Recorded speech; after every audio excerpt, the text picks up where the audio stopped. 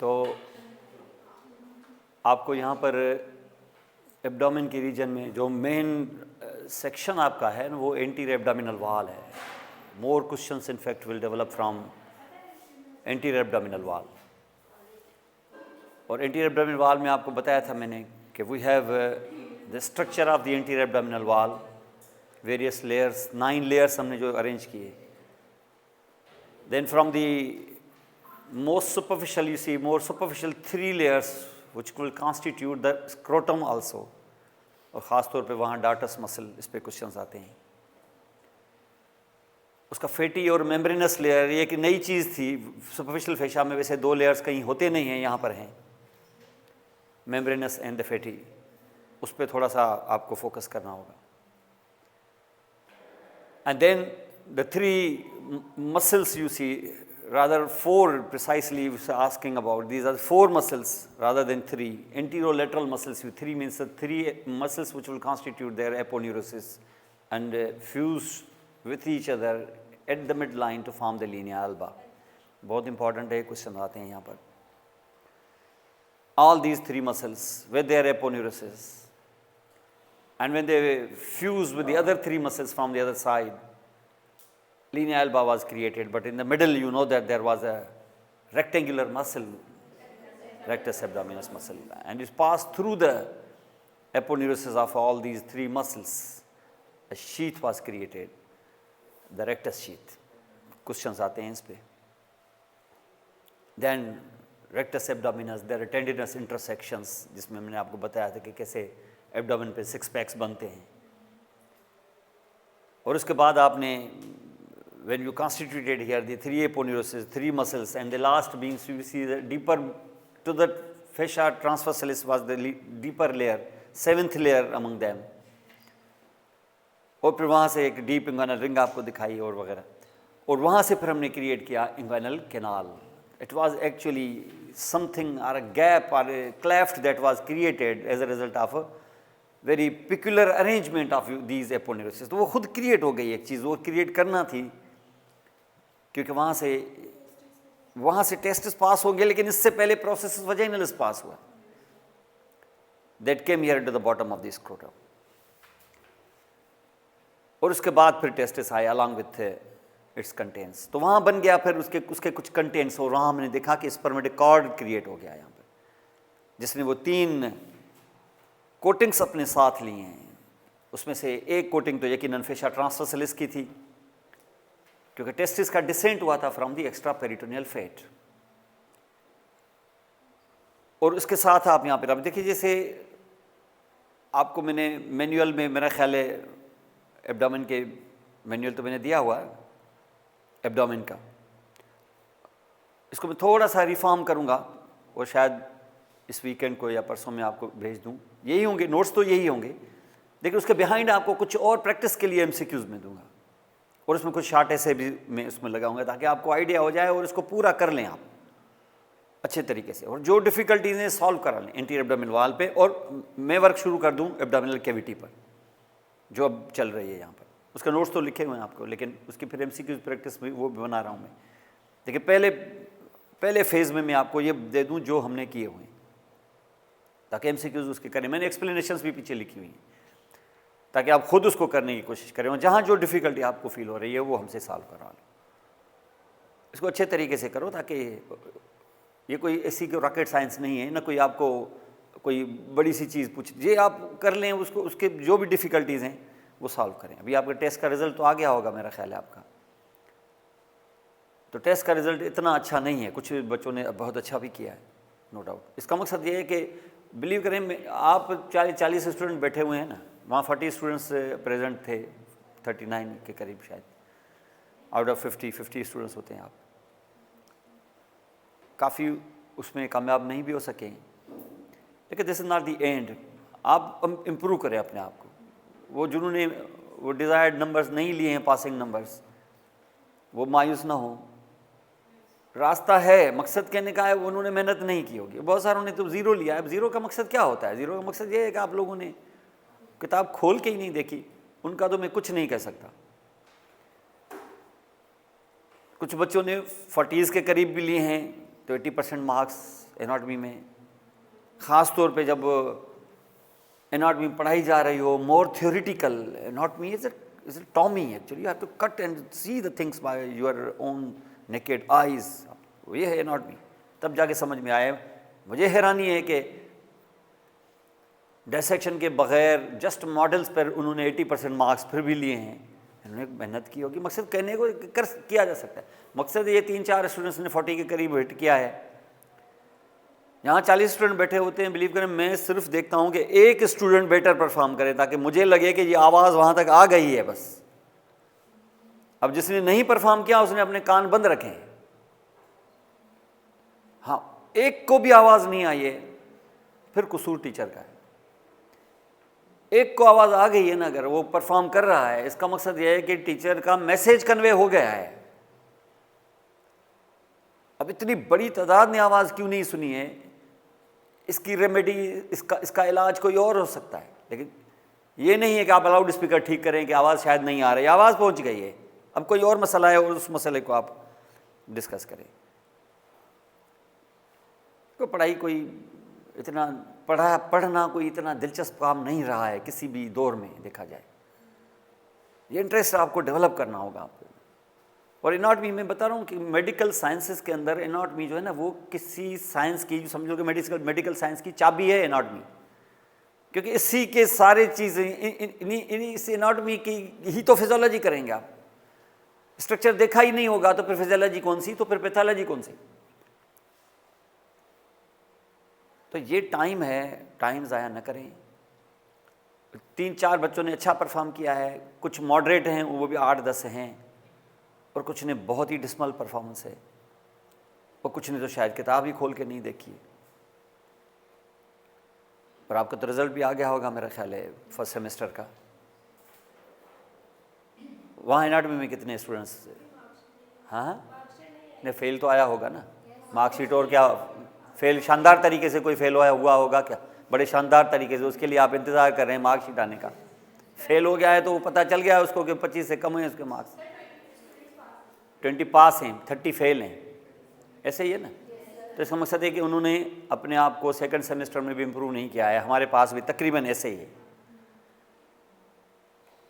उसमें से 4-5 जो हैं वो उन्होंने बहुत अच्छा परफॉर्म किया है, कुछ मॉडरेट हैं, मिला के कुछ 40 में से, जैसे वहाँ 50 गए होंगे उसमें से 20 पास हुए हैं, तो यहाँ पर भी 40 में से 18-19 पास हुए हैं, तो रेशो वो ही है।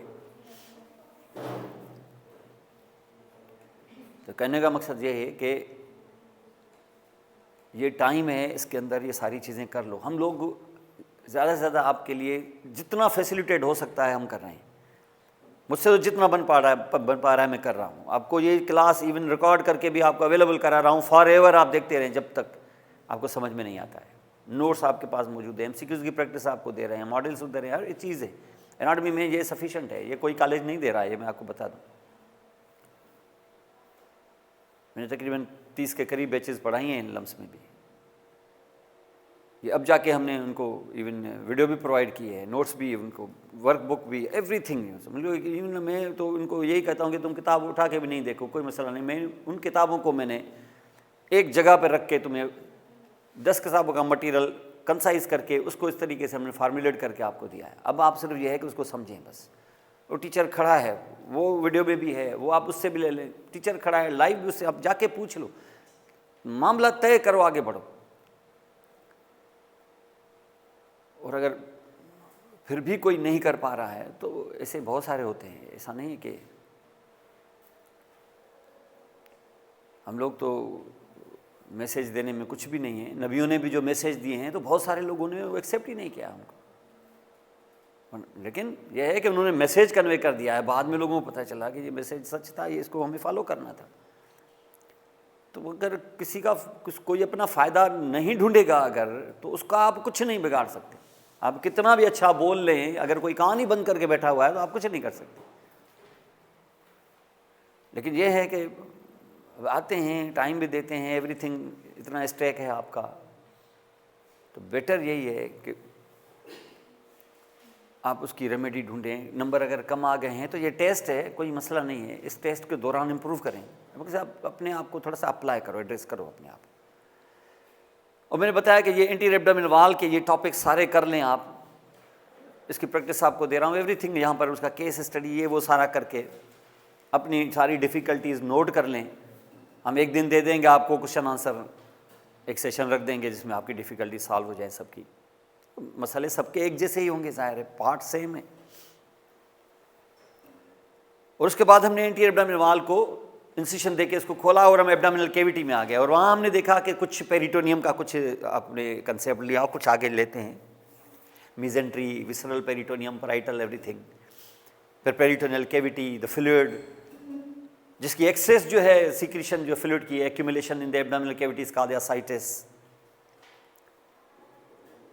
and it's most of the cavity parts, you see most of the cavity capacity is being occupied here by the organs related to the digestive system, and we call them the gastrointestinal system or gastrointestinal tract.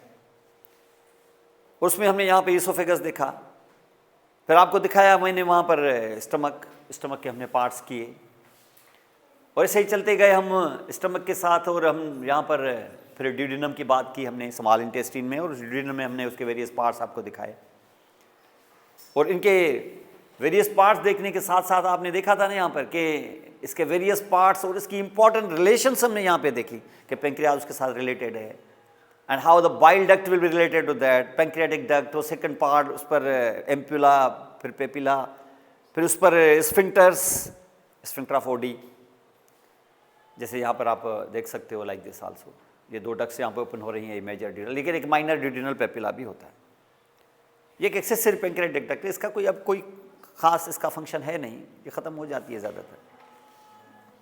And then इस duodenum को करने के बाद हमने फिर biliary system को भी थोड़ा सा जज किया, लिवर में आएंगे जब तो बिलियरी सिस्टम को थोड़ा सा और भी कर लेंगे।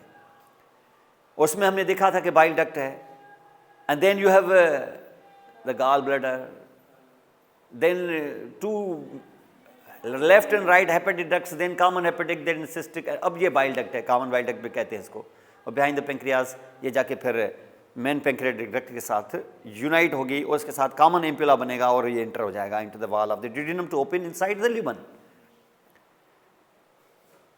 और ये बिलियरी सिस्टम है। तो बिलियरी सिस्टम में अगर आप डक्ट्स के साथ यहाँ मिडिल में बैठे हैं तो ऊपर से आपको गॉल ब्लैडर और लिवर कनेक्टेड नजर आएंगे, तो नीचे से फिर आपका पेंक्रियाज कनेक्टेड नजर आएगा, क्योंकि वो भी सेपरेट तो नहीं है, वो भी यहाँ पर आके कंबाइंड हो गया है। तो ये सिर्फ बिलियरी नहीं, हेपेटो बिलियरी सिस्टम है, और हेपेटो बिलियरी ही नहीं, हेपेटो पैंक्रियाटिको बिलियरी सिस्टम है, यानी 4 ऑर्गन्स जुड़े हुए हैं इसके साथ। उधर लिवर है, उसके बाद गॉल ब्लैडर है, फिर डक्ट्स हैं, फिर पेंक्रियाज है, और बहुत सारी डिजीजेज यहाँ पर रिलेटेड होती हैं, जैसे गॉल ब्लैडर के प्रॉब्लम्स वगैरह जो हमने डिस्कस किए। और यहाँ पर ये देखें, और उसके बाद हम ड्यूडेनम के बाद गए कहाँ, ड्यूडेनम के बाद हम गए स्मॉल इंटेस्टाइन के अगले हिस्से में, जेजुनम और इलियम, जिसके हमने डिफरेंसेस आपको बताए कि ये ग्रेजुअली अपनी कंपोजिशन को, ग्रेजुअली अपनी एनाटॉमी को चेंज करता जाएगा। हमें पता नहीं है कि जेजुनम कहाँ ख़त्म, कहाँ इलियम शुरू, लेकिन there are certain features which are more characteristics of jejunum, and there are certain features which are characteristics of ileum. किसी पार्ट में आपका हाथ हो और अगर ज़्यादा चीज़ें फेवर करें जेजुनम को, तो हमारी तरफ से ये जेजुनम ही है। और हमने आपको इसको दिखाया था कि राइट फ्रॉम अबव डाउनवर्ड उसके मुख्तलिफ उसका पार्ट, उसकी मिजेंट्री, उसका फेट, आर्टीरियल आर्केड्स, वेजा रेक्टा, फिर उसका ल्यूमन, फिर उसकी वाल की थिकनेस, फिर अंदर उसका लाइका सर्कुलर्स, फिर वो पायर्स पैचेस, ये सब हमने दिखाया आपको कि जेजुनम में ज़्यादा है कि इलियम में, कौन किस में ज़्यादा है और कहाँ कहाँ है, इसको भी हमने डिस्कस किया। और जेजुनम इलियम के ये डिफरेंसेस भी आएंगे, आपको एमसीक्यू जब मैं आपको दूंगा वहाँ आप देख लेना उसको किस तरीके से यहाँ पर। अब उसके बाद आपने देखा कि ये यहाँ से हमने कट लगाया है, आप यहाँ पे देख सकते हो कि ये पूरा जितना भी इलियम, ये टर्मिनल पार्ट है, इसको हम कहते हैं terminal ileum, last part of the ilium, terminal ileum. ये बड़ा इंपॉर्टेंट होता है क्योंकि यहाँ पे भी काफ़ी एब्जॉर्प्शंस होती हैं यहाँ पर।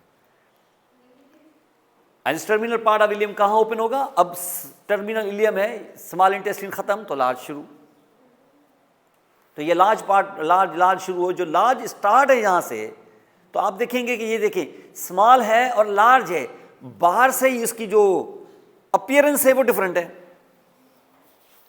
कैसे डिफरेंट है, कैसे आपको लग रहा है, रफली आप जब देख ही लें, उसको फोटो देख लें सिर्फ उसकी, तो इन दोनों में क्या फर्क नजर आ रहा है, एक तो साइज का, क्या सिर्फ साइज का? नहीं, ल्यूमन तो दिखाई नहीं दे रहा है ना आपको। अपीयरेंस में उसके ऊपर जैसे ना कोई बंदा आ जाए तो हमें उसके कपड़ों से अंदाजा हो जाए कि ये लड़की है कि ये लड़का है। तो यहां इसके बाहर की अपीयरेंस से कैसे नजर आ रहा है आपको? भाई वाइड है, थिक कहाँ नजर आ रहा है? थिक में कहाँ पता चला? बड़ा है, ठीक है, लेकिन ऊपर से कोई पेंट, कोई ऊपर से कोई लैंडमार्क कुछ तो नजर आ रहा होगा। हाँ हाँ जी जी।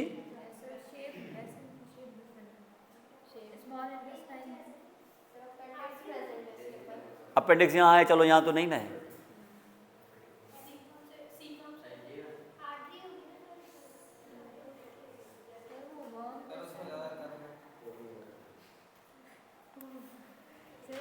एक तुम्हें ये नज़र नहीं आ रहा है दूर दूर से ही कि ये जो है ये ऐसे कंपार्टमेंटल बल्जिंग सर्कुलेशन से यहाँ पे? अब मैं बोल रहा हूँ कि हाँ कर रहे हैं, पहले नहीं कर रहे थे। वो ज़मीन आसमान का फ़र्क है, वो स्मूथ है, ऐसे ज़्यादा से ज़्यादा उसकी अपनी कॉइलिंग है, यहाँ पर सर्कुलेशन से यहाँ पर बाकायदा। क्या सिर्फ ये है कि इसके आगे ये पट्टा भी जा रहा है? ये एक नज़र आ रहा है आपको, उठा के पीछे देखेंगे तो दो और भी होंगे ऐसे। इनको बोलते हैं हम टीनिया। टीनिया हम स्ट्रिप्स को कहते हैं।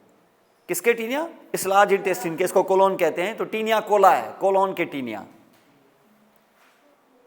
क्या ये स्मॉल इंटेस्टिन में है? नहीं, इसमें है। और उसके बाद आपने देखा छोटे छोटे टैग्स भी लटके हुए हैं इनके, येलो कलर के देख रहे हैं, छोटे छोटे टैग्स, गोल गोल छोटे छोटे, ये भी हैं। ये छोटे से अपेंडिक्सेस हैं, अपेंडिक्स, ये छोटे छोटे अपेंडिक्स हैं। ये वो अपेंडिक्स नहीं है जिनको आप जानते हो, बड़ा सा जो मोमेंट जिसकी इन्फ्लेमेशन हो जाती है, अपेंडिसाइटिस, जिसको फिर निकालना पड़ता है और फिर से सर्जन माल कमाते, तो वो वाला नहीं है। ये छोटे छोटे अपेंडिक्स, ये बेशुमार मिलेंगे आपको। इनको हम कहते हैं, एक को कहते हैं अपेंडिक्स और बहुत सारों को कहते हैं अपेंडाइसिस। इसका आदि अपेंडाइसिस, मल्टीपल अपेंडिक्सिस, तो उसको अपेंडाइसिस कहते हैं। अपेंडाइसिस ये तुमने प्लूरल, तो इसका मकसद है कि एक्स जब आ जाए, ई एक्स अपेंडिक्स, तो उसका प्लूरल होगा अपेंडाइसिस। ऐसा कोई और एग्जांपल है जहन में आपके? मेरे आगे आया अभी जहन में, जहां ई एक्स हो और फिर उसका प्लूरल ICS या ECS वगैरह कुछ बनता हो। थोड़ा सा गैस करो, ब्रेनस्टॉर्मिंग करो, कोई एक एग्जांपल सामने आ जाए। हाँ, बल्कि दो आ गए मेरे जहन में।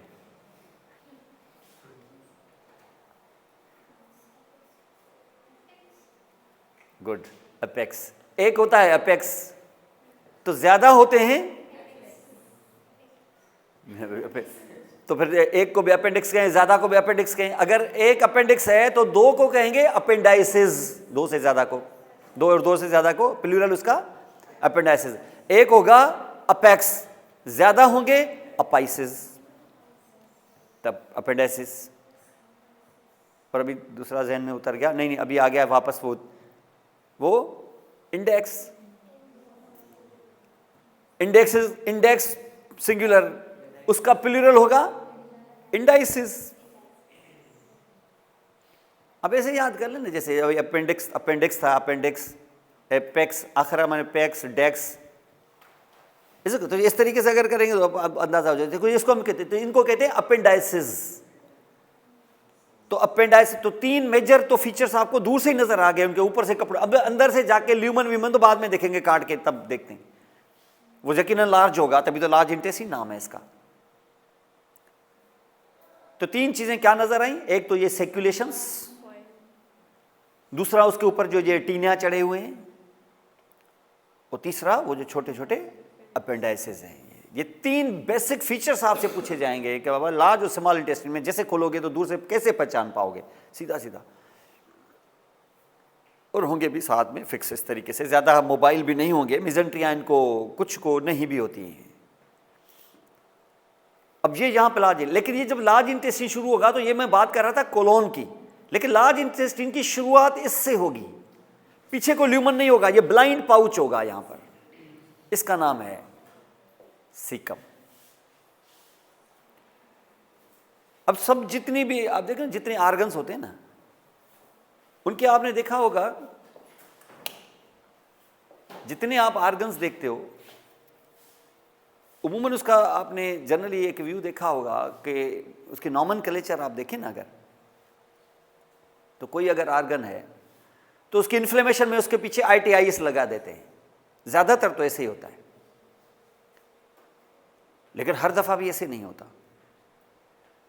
स्टमक है अगर, तो नाम तो हम उसको डालते हैं स्टमक, लेकिन अगर उसकी इन्फ्लेमेशन हो जाए तो फिर हम इसको स्टमकाइटिस नहीं कहते, उसके लिए फिर हम उसका टेक्निकल टर्म यूज करते हैं गैस्ट्राइटिस। तो गैस्ट्राइटिस कहते हैं क्योंकि स्टमक को गैस्ट्रो वर्ड से पुकारा जाता है, स्टमक को कहते हैं गैस्ट्रो, गैस्ट्रो दैट्स का दी स्टमक।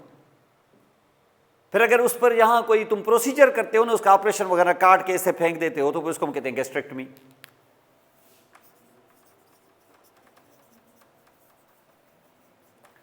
तो उसको गैस्ट्रेक्टमी कहते हो। टॉमी मीन्स गैस्ट्रेक्टमी, एक्टमी मीन्स उसको काट के फेंक देना या उसको काट ला, तो गैस्ट्रेक्टमी। अगर बात हो रही हो ना आपकी, जैसे ब्लैडर है, यूरिनरी ब्लैडर,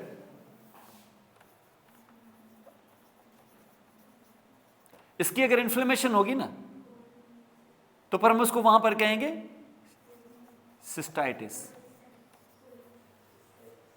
इसका दी सिस्टाइटिस।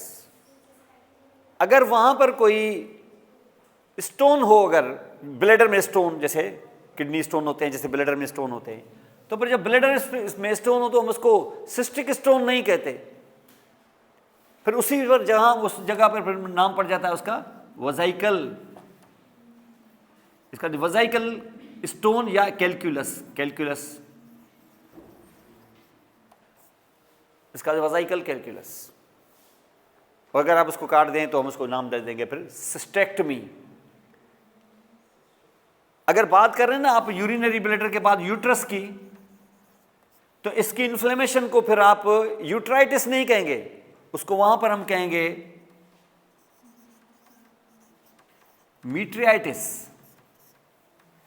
ये मीट्रियाइटिस हो जाता है। फिर उसके एपिथेलियम का अगर इन्फ्लेमेशन हो जाए तो एंडोमीट्रियाइटिस, मसल का हो जाए तो मायोमीट्रियाइटिस। तो इसका मकसद है कि अगर यूट्रस को काट के फेंक दें तो उसको टॉमी के हिसाब से क्या नाम देना चाहिए वहां पर। अगर मीट्रियाइटिस है उसको काट दूं तो मिट्रेक्टमी, लेकिन वहां ये नाम नहीं देते, वहां नाम दे देते हैं हिस्ट्रेक्टमी।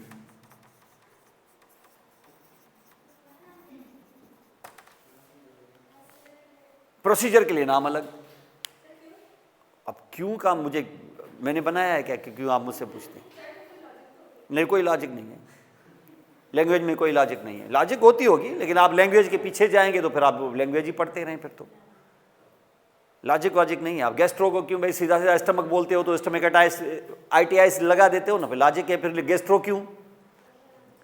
किसी जगह पर स्टमक को गैस्ट्रो कहते होंगे, क्योंकि ये बुक्स और ये साइंसेज हमारी लिखी हुई नहीं है, जाहिर है जिसने जो कंट्रीब्यूशन दिया है वो उसमें शामिल हो गया। इसकी पूरी हिस्ट्री होगी, लॉजिक होगा, क्यों नहीं होगा। लेकिन हम लैंग्वेज के टीचर नहीं है कि हम लॉजिक के पीछे जाएं कि ये क्यों फीमर पे फीमर नाम क्यों दिया, टिबिया पे क्यों टिबिया भाई, फिबुला पे क्यों फिबुला। अगर आप इस नामों के पीछे जाएंगे और इसकी हिस्ट्री को एटिमोलॉजी के पीछे जाएंगे तो आपकी पूरी जिंदगी गुजर जाएगी। दफा करें, फीमर को कोई और नाम दे देंगे, कल कोई और नाम दे देंगे, हम दूसरा नाम भी ले लेंगे। हमें क्या है, हमें फीमर के डिजीज से मकसद है, हम उसकी ट्रीटमेंट और मैनेजमेंट से मकसद है। अब फीमर पे फीमर क्यों नाम डाला, फला में क्यों नाम डाला, हम बैठ के यहाँ पर हर एक के स्टूडेंट के नाम पे बैठ के गौर करें कि उनके वालिदैन ने इस पे ये नाम क्यों डाला, उसके असरात इस पे क्या हैं। ये फजूल डिस्कशन है। आप सिर्फ देखेंगे आपकी फ्रेंड है, आपके किस काम आ रही है, आप उसके किस काम आ सकते हैं, आपके रिलेशंस क्या होने चाहिए, आप उसका नाम तो फलां ये वो छोड़ें इसको। तो यहां पर भी लॉजिक बिल्कुल है, मैं नहीं कह रहा हूं कि लॉजिक नहीं है, लेकिन ये एटिमोलॉजी है, ये साइंस ही अलग है, ये एनाटॉमी नहीं है। फिर अच्छा, तो ये पूरा आप यहां पे इस तरीके से देखते हो। अब बात अगर हो रही ना लार्ज इंटेस्टाइन की, तो ये जो कोलोन है, वो जो सीकम है, तो सीकम अगर चीज है तो इससे रिलेटेड जो चीज होगी उसको हम कहेंगे सीकल। पोजीशन नाउन होता है ना, जैसे सीकल स्ट्रक्चर, सीकल ल्यूमन फला ये वो कुछ, लेकिन उसकी इन्फ्लेमेशन को सीकाइटिस नहीं कहते। समझे? ये आपकी एक असाइनमेंट है, ये मुझे आगे बताना कि सीकम की इन्फ्लेमेशन को क्या कहते हैं। ढूंढ लोगे, कोई मसला नहीं है, लेकिन जाके ढूंढो खुद, ये मैं नहीं बता रहा। ठीक है, तो सीकम की इन्फ्लेमेशन अगर हो जाए तो, जैसे अपेंडिक्स की हो गई तो अपेंडिसाइटिस, कोलोन की हो जाए तो कोलाइटिस। हाँ हाँ देखो अलाउ है, बिल्कुल आप कर लो, कोई मसला नहीं है, ये कोई इशू नहीं है। आप ढूंढ लो जहां से भी ढूंढना चाहो, और कोई ज़रूरी नहीं है अभी, कभी भी। हाँ टिफलाइटिस, तो उसको हम टिफलाइटिस कहते हैं। ये बिल्कुल डिफरेंट है यहाँ पे। सीकम कहाँ, सीकम सिकाइटिस कह देते नहीं, इसको कहते हैं टिफलाइटिस। तो उसको काटने को कह देते हैं टिफलेक्टमी। अरे this is something that is called caecum. अब यहाँ पे देखें, ये सीकम कौन सा, लार्ज इंटेस्टाइन का पहला हिस्सा, पहला पार्ट, पहला कंपोनेंट, पहला मेंबर जो आप यहाँ पे देख रहे हैं, लाइक अ ब्लाइंड पाउच। आप कहेंगे कि मैं क्यों कहूँ कि ये लार्ज इंटेस्टाइन है? भाई उसके जो फीचर्स हैं, उसके तेवर जो है ना, वो लार्ज इंटेस्टाइन वाले हो गए हैं। खुद ये पाउच की तरह है, ये सेक्युलेटेड है, टीनिया कोलाए नजर आ रहे हैं, और उसके ऊपर चढ़े हुए छोटे छोटे टैक्स नजर आ रहे हैं। तो हमारी तरफ से ये लार्ज इंटेस्टाइन है। तो लार्ज इंटेस्टाइन का पहला हिस्सा क्या हुआ, ये सीकम है। अब सीकम को थोड़ा और देखें, ये बड़ा सा करके, आगे से मैंने उसको, उसकी वाल को थोड़ा कट करके उसके अंदर ल्यूमन को भी हम वॉच कर रहे हैं। और उस ल्यूमन में क्या ओपन हो रहा है, इलियम ओपन हो रहा है। सीकम के ल्यूमन में कौन ओपन होगा, इलियम। और इलियम ऐसे नहीं है जैसे, ये बिल्कुल ऐसे ही जैसे बाइल डक्ट ओपन हुई थी ड्यूडेनम में, कहाँ, सीधी कि उसका पोस्टीरियर मिडल एस्पेक्ट पे। तो ये देखिए पोस्टीरियर मिडल एस्पेक्ट पे, इसका होल किधर आ रहा है, बैक वॉल में आ रहा है ना। तो अगर ये सीधा लेटरल साइड पे खुलता है यहाँ, तो यहाँ होल होता, ये होल इधर है कि ये पीछे से होल है। तो इसका मकसद है कि इसकी ओपनिंग कहाँ हो रही है, पोस्टीरियर मिडल एस्पेक्ट पे हो रही है, और ये ओपन हो रहा है। और ओपन जैसे ही होगा ना, तो वो उसका जो ल्यूमन की ओपनिंग है, तो उसमें ऐसे छेद आएगा, फिशर इस तरीके से आएगा जैसे बटन होल होता है, जैसे अब लिप्स होते हैं हमारे माउथ पे कट लग गया ना ऐसे, तो लिप्स आपके देखिए ये स्पिंडल लाइक होते हैं, ऐसे लाइक दिस। अरे तो आप यहाँ पे इसको, यहाँ पे आप देखेंगे, इट विल बी लाइक जैसे लिप्स होते हैं। ये एंगल्स हैं तो वहां पर भी हैं, और ये इसके फ्लैप्स हैं, यहाँ पर भी हैं। तो वो जो एंगल्स यहाँ पर हमने देखी ना, यहाँ पर ये जो आपको यहाँ एंगल्स नजर आती हैं, ये इनको हम कहते हैं फ्रेन्यूलम। और ये जो फ्लैप्स हैं, ये एक तरह से वेल्व है। ये वेल्व कि फूड अगर यहाँ से लास्ट पोर्शन पे फूड है, ये फूड किस शक्ल में है, काइम की शक्ल में, पेस्ट है। यहाँ पर कहाँ से आया है, ये ड्यूडेनम से इंटर हुआ है after opening of the pyloric sphincter, और ये ड्यूडेनम में अंदर घुसा है, और उसके बाद आहिस्ता आहिस्ता जेजुनम को ट्रेवल करता हुआ, इलियम को ट्रेवल करता हुआ यहाँ पर आके रुका है इस वक्त, क्योंकि यहाँ पर भी एक स्फिंक्टर है। अंडरस्टैंड, ये स्फिंक्टर है, और यहां से ये काइम जो है वो पास हुआ है यहां से। ये दो हैं क्या, फ्रेन्यूलम, इसको हम कहते हैं फ्रेन्यूलम। और ये दो, ये क्या है, ये दो फ्लैप्स हैं, इससे वेल्व बनता है। जो काइम इधर आया अंदर, किसमें, सीकम में, ये वापस नहीं जा पाएगा। अब क्यों नहीं जा पाएगा ये वापस, कि अगर आप इस तरीके से देखेंगे तो ये अंदर ऐसे खुलेगा, और जैसे काइम उधर आया वापस आने की कोशिश करेगा तो ये वेल्व ये बंद हो जाएगा, फिर आया तो खुलेगा तो फिर बंद हो जाएगा। इसका मतलब इसका बैक फ्लो नहीं कर पाएगा इसको। तो अगर बैक फ्लो नहीं कर पाया तो ऐसी चीजों को हम कहते हैं वेल्व्स। आपने पढ़े नहीं है क्या, हार्ट में इतने वेल्व्स होते हैं। ये किसके और किसके बीच में वेल्व हुआ, इलियम और सीकम के बीच में, तो उसको हम कहते हैं इलियोसिकल वेल्व। और ये इलियोसिकल वेल्व यहां से काइम पास हुआ है ना जैसे, तो chyme will actually pass through the ileocaecal valve, come into the caecum, तो वो अपना नाम बदलेगा। अब उसका नाम पड़ जाएगा फीसिस, फीकल मटेरियल।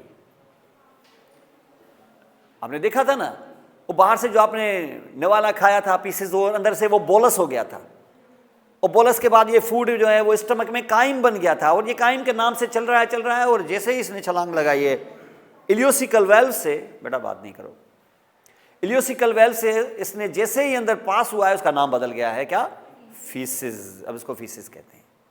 अभी इतना ड्राई नहीं है, ये काफ़ी फ्लूइड है इसके अंदर, लेकिन आप रास्ते में देखेंगे उसके मेजर जो माइक्रो मॉलिक्यूल्स हैं वो सारे डाइजेस्ट होकर एब्जॉर्ब हो चुके हैं, काफ़ी चीज़ें एब्जॉर्ब हो चुकी हैं, वाइटामिन से एब्जॉर्ब हो गए, आयरन एब्जॉर्ब हो गया, कार्बोहाइड्रेट्स एब्जॉर्ब हो गए, फैट हो गया, लिपिड्स हो गए, प्रोटीन्स हो गए, ये सारी चीज़ें एब्जॉर्ब हो गई। वाटर अभी एब्जॉर्ब नहीं हुआ है,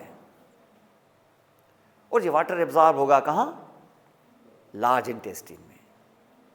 अभी जो काइम फीसिस की शक्ल में आया है यहां पर, वो काफ़ी सॉफ्टर होगा क्योंकि इसमें काफ़ी पानी अभी मौजूद है, लेकिन ये जैसे जैसे ये लार्ज इंटेस्टाइन से पास होगा इसका वाटर एब्जॉर्ब हो जाएगा, और जैसे वाटर इसका एब्जॉर्ब हो जाएगा तो वो जो लास्ट जो है आखिरी पार्ट जो लार्ज इंटेस्टाइन का है जैसे रेक्टम, तो वहां जमा होने वाला जो ये फीसिस होंगे वो हार्डर होंगे, वहां पर थोड़े से हार्डर होंगे, जिनको हम फीकल मास कहते हैं, जिसको फीसिस या जिसको हम स्टूल कहते हैं। यहां तक आते आते 8-10-15 घंटे गुजर जाएंगे, और ये जितनी भी चीज़ें हमने खाई हैं वो सारी चीज़ें हमारे काम में आ जाएंगी, और वेस्ट मटेरियल हमारा बाहर जाएगा, जिसको हम कहते हैं क्या, इस मूवमेंट्स को, इसके लिए फिर मूवमेंट्स चाहिए, जिसको हम डिफिकेशन कहते हैं। ये फिर आपको फिजियोलॉजी वाले समझाएंगे कि डिफिकेशन रिफ्लेक्स क्या है।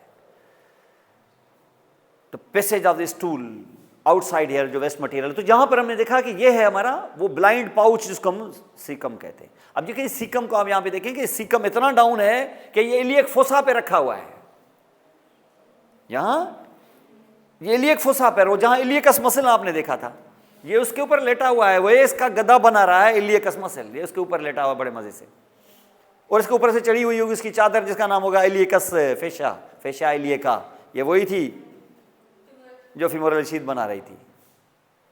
देखें यहाँ पर ये कैसे पड़ा हुआ है, देखें यहाँ पे इसके ब्लैक कलर के ये जो आपको लाइनें नजर आ रही हैं, ये किसकी डिमार्केशंस हैं? सीकम की। और ये सीकम इस वक्त कहाँ पड़ा हुआ है? इलियकस मसल पे। और इलियकस के साथ ये सीकम देख रहा है कि उधर से सॉस मेजर मसल भी इसको, उसके साथ ऊपर से सॉस मेजर मसल भी आ रहा है, और आपको पता है ना कि इलियकस का टेंडन जो है वो सॉस मेजर के टेंडन के साथ पैरेलल रन कर रहा होता है, और उसके बीच में जो ग्रूव होती है वहां से आपकी फीमोरल नर्व निकल रही होती है।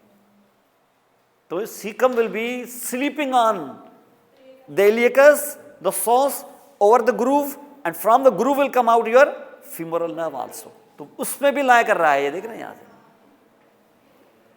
ये सीकम के इंपॉर्टेंट रिलेशंस हैं आपके। और सीकम के अंदर जैसे मैंने बताया लार्ज इंटेस्टाइन वाले वो भी तेवर भी होंगे वैसे वाले, और थोड़ी सी फेसिकुलेशन से देखें बल्जिंग्स ऐसी, और फिर ये वो जो पट्टा जो देख रहे हैं आप यहाँ पर जिसका नाम है टीनिया, और इसके बाद वो छोटे छोटे टैक्स देख रहे हैं ये आप यहाँ पे, इसको मैं बताता हूँ कि ये हैं क्या।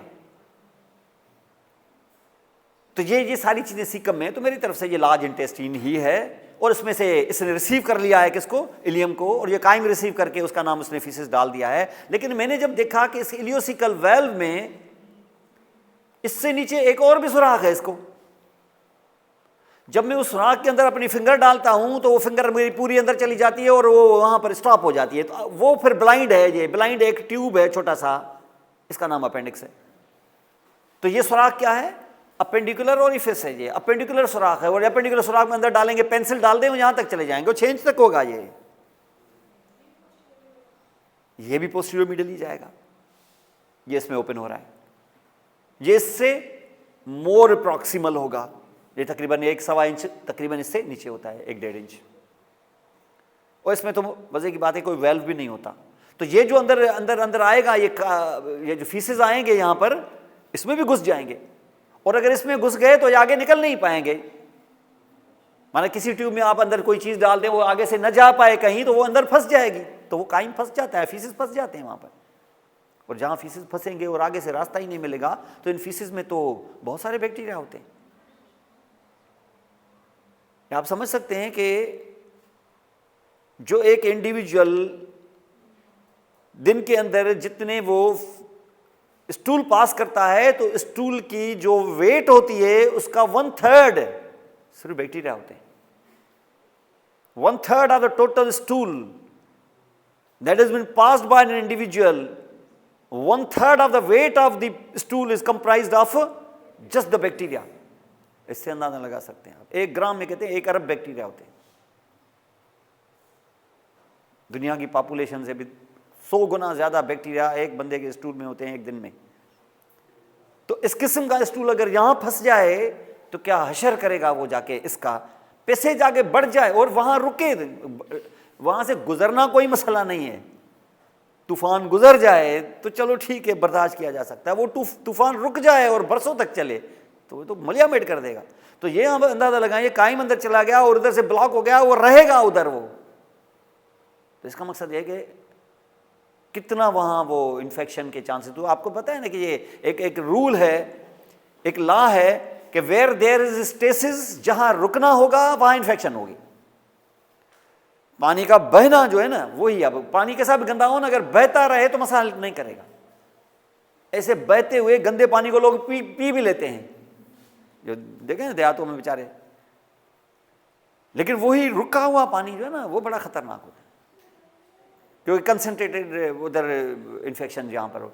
तो यहां पर भी चलता चलता, चलो स्टूल में तो वैसे बैक्टीरिया है, लेकिन चलता रहेगा तो मसला नहीं करेगा। जहां रुकेगा चांसेस ज्यादा हैं इन्फेक्शन के।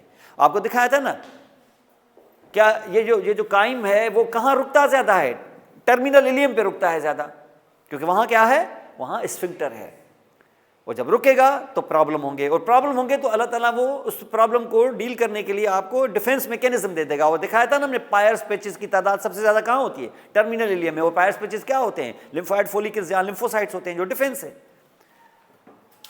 ज्यादा चेक पोस्ट गलियों में, ज्यादा चेक पोस्ट शहरों में कहां होते हैं? जहां क्राइम ज्यादा होता है वहां पे चेक पोस्ट भी ज्यादा होते हैं। तो ये पायर्स पेचेस दरअसल चेक पोस्ट है। जेजुनम में इतना नहीं है, क्यों? क्योंकि खाना आगे बढ़ रहा है, रुक नहीं रहा वहां पर है, लेकिन कम है। दूर दूर चेक पोस्ट हैं, और जब आपने देखा क्राइम ज्यादा है, चेक पोस्ट ज्यादा है। और टर्मिनल इलियम में तो इतने ज्यादा हैं कि पूरा भरा हुआ है। अगर इसमें ज्यादा है तो जब अपेंडिक्स में आप आओगे वहां तो उससे भी ज्यादा होंगे।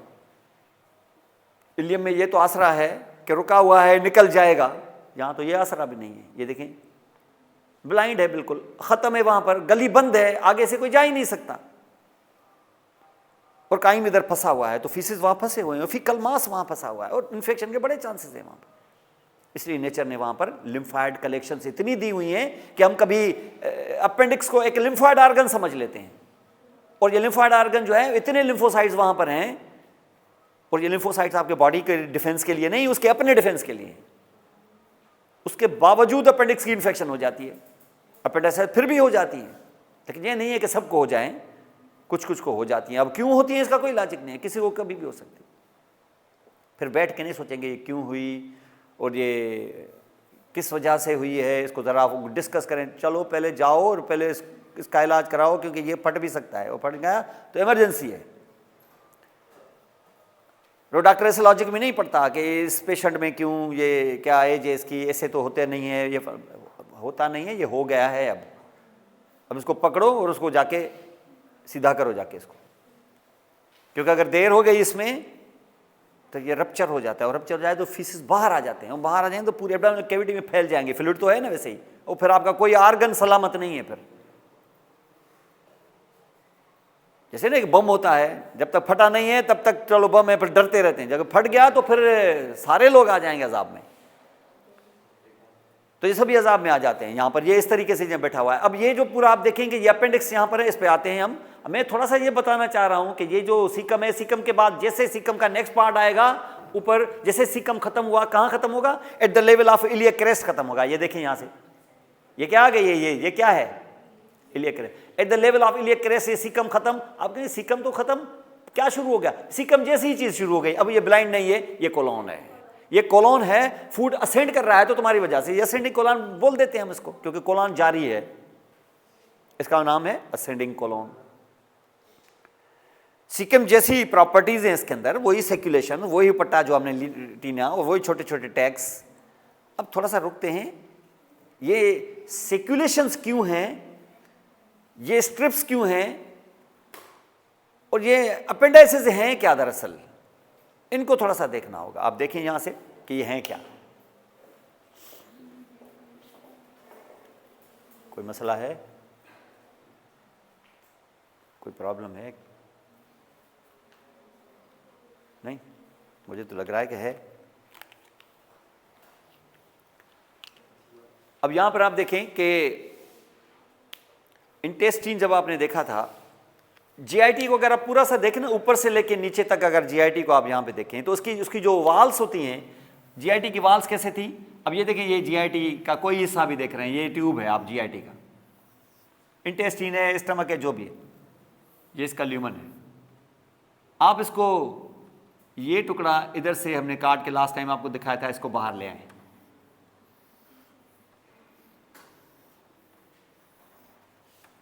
ये सबसे पहले ये अंदर क्या है, वेरी गुड, और ये किस पे चढ़ा हुआ है, बेसमेंट मेम्ब्रेन पे, और इनको सपोर्ट कर रहा है नीचे से थोड़ा सा कनेक्टिव टिश्यू का ये लेयर, नाम है इसका लेमिना प्रोप्रिया, और ये है इसका एपिथेलियम, ये है इसकी बेसमेंट मेम्ब्रेन। और उसके बाद थोड़ा सा हल्का सा यूँ समझ लो कि थिन सा मस्कुलर लेयर है इसके पास, इसको हम कहते हैं मस्कुलरिस इंटरना। ये सब चीज़ें मिलाओ तो यहाँ इसका नाम पड़ जाता है म्यूकोजा। उसके बाद आता है ये लेयर, काफ़ी रोबस्ट किस्म का ये लेयर है, इसको हम कहते हैं सब म्यूकोजा, क्योंकि ये म्यूकोजा के नीचे है। और उसके बाद अब वो वाल बनेगी जहाँ ये मसल्स आएंगे जो आपके मूवमेंट्स वगैरह में काम आएंगे, वो सही मानों में मस्कुलर लेयर वो है, इसको हम कहते हैं मस्कुलरिस एक्सटर्ना। तो ये मस्कुलर एक्सटर्ना में जिसमें होते हैं वो बेसिकली दो layers, inner circular, outer longitudinal. यानी जैसे समझ लें कि अगर आप बाहर से ये से लेयर्स काट काट के जब आप मस्कुलर लेयर में जाएंगे ना, तो मस्कुलर लेयर में पहले लेयर नजर आएगा, ये फाइबर्स होंगे उसके क्या, लॉन्गिट्यूडिनल। कैसे लॉन्गिट्यूडिनल, ये सीधे सीधे, यानी जितनी लेंथ इंटेस्टिन की वैसे लेंथ में होंगे ये फाइबर। और इसको अगर काटूंगा मैं, ये लेंथ वाले फाइबर जो लॉन्गिट्यूडिनल फाइबर्स होंगे, अगर मैं इनको काटूं तो डॉट डॉट आएगा कि नहीं आएगा, कट में कैसे आएंगे, डॉट की तरह आएंगे। तो इसका मकसद है कि कट में ये डॉट डॉट ऐसे आएंगे।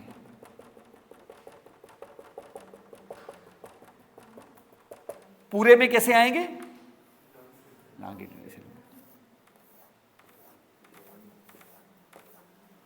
ये आउटर मसल्स ये हैं, लेकिन जैसे आप इन आउटर मसल को उतारोगे तो आपको नजर आएंगे, इनर लेयर नजर आएगा, और इनर लेयर का होगा सर्कुलर सर्कुलर, यानी छल्ले की तरह, इस तरीके से ऐसे ऐसे ऐसे ऐसे। और वो जो इनर मस्कुलर लेयर जो होगा वो जब कंट्रैक्ट करेगा तो ऐसे ऐसे करेगा मिक्सिंग, और जो लॉन्गिट्यूडिनल होगा वो ऐसे ऐसे करेगा, उसको आगे धकेलेगा। तो देखिए नेचर ने दो डिजाइनें दी हुई हैं मसल्स की, और दोनों की वजह से वाल की थिकनेस भी मिल जाएगी, सपोर्ट मिल जाएगी, और दोनों अलग अलग काम भी करेंगे। और जो दोनों अलग अलग काम करेंगे उनमें से जो आपका सर्कुलर मसल है, जो सर्कुलर मसल है दैट इज लाइक दिस। अब सर्कुलर आपको जो नजर आएगा कट में ऐसे आएगा,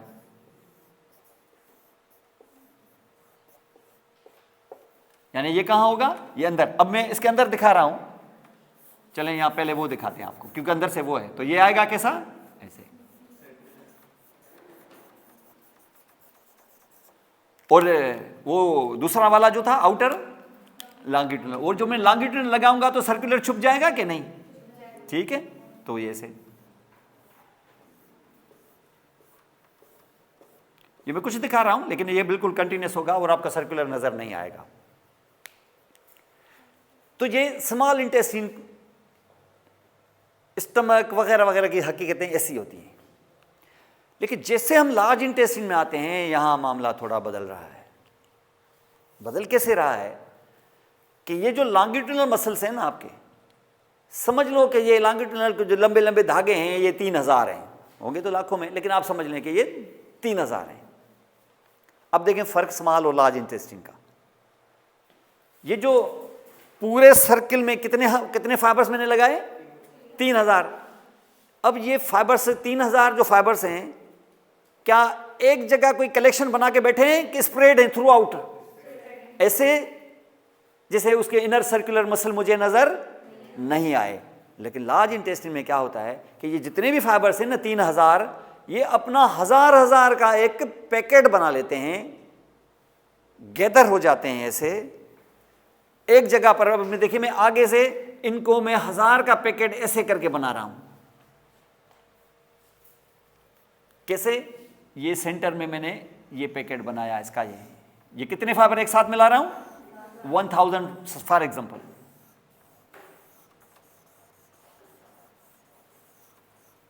अब अगर मैंने एक पैकेट इस तरीके से 1000 का बनाया, तो क्या ये इनर सर्कुलर जो फाइबर्स हैं, क्या ये सारे छुपे हुए होंगे, क्या वो भी नजर आएंगे? अब समझ ले, तो अब आपको वो नजर आएंगे, तो इसका मकसद है कि अब ये नजर आएंगे आपके।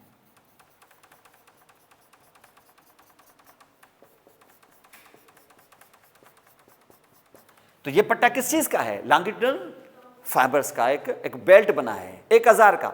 ऐसे दो 1-1000 के पीछे भी बनते हैं, ये पूरा सर्किल है ना। जब एब्डामन को खोलोगे तो इंटीरियर वाला पट्टा ये नजर आएगा आपको, इंटीरियर वाला टीनिया नजर आएगा, लेकिन बिहाइंड से भी उठाओगे तो दो और भी पट्टे वहां से हो रहे होंगे 1-1000 के, रफली बता रहा हूं। एक होगा पोस्टीरियर मीडियल, एक होगा पोस्टीरियर लेटरल, बट एक होगा इंटीरियर। ऐसे बेल्ट्स को, ऐसे स्ट्रिप्स को हम कहते हैं टीनिया। तो ये टीनिया होता है,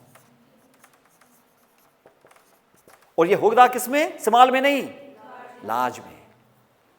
और लार्ज में जो लार्ज के कंपोनेंट्स हैं सब में, सबको शेयर मिलेगा भाई, अपने अपने कपड़े ऐसे बना लो, और ये टीनिया कोलाई होंगे।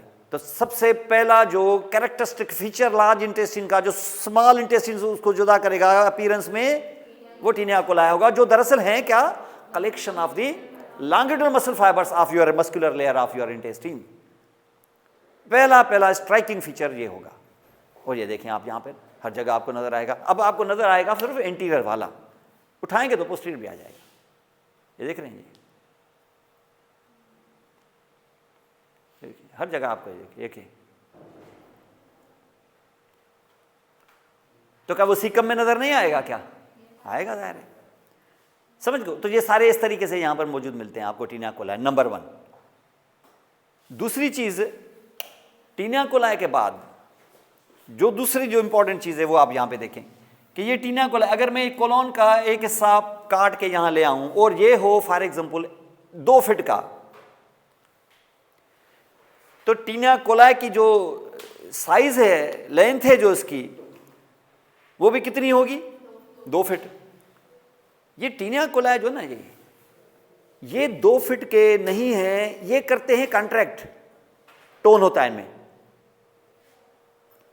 अगर ये टोन हुआ इनमें, तो उस 2 फीट वाले कोलोन को 2 फीट वाला रहने देंगे कि इसको छोटा कर देंगे? छोटा कर देंगे, लेकिन वो होगा तो 2 फीट का ना। जब उसको ऐसे छोटा करने की कोशिश करेंगे तो उसमें रिंकल्स आएंगे कि नहीं?